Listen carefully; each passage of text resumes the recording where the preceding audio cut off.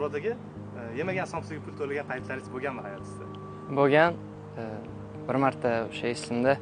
Xullas men Buxoroda o'qiganman. Juda jostki maktabda. Shunchalik jostkiki, ustozlar mayli endi bu o'sha payt to'g'ri qabul qilinardi, hozir balki mumkin emasdir. U payt stulda o'tirsangiz, stulingiz bilan otib yuborardi domlalar. Shunchalik qattiq edi. Informatika ustozimiz bo'lardi, Qo'ldoshev.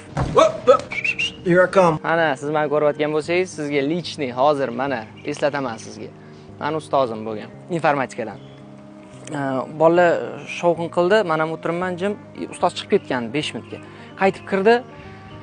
O'shani ko'ziga men birinchi o'rindaman, birinchi partadaman, gaplashib turganimni ko'rib qolganman, endi bilmadim. Shuna keldi, yo'q, yo'q, shuna qaradi, nerviniroq edi. U yoqda o'zi hamma domla shunaqa edi.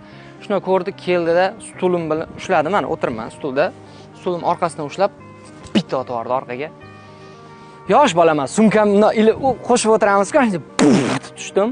Xudoga soldim karatchi. Shunchaki kulib qo'ydim. Kulib qo'ydim xolos. Hamma menga bechoralar, bolalar rahmi kelyapti. Ustoz, bu emas, ustoz, mana bu deydilar. Men o'sha yosh bolaman, 6-sinfman. Sekin yig'layapman. Men mas'ulim. U bunaqa rostdan bo'lmasmidi dedi.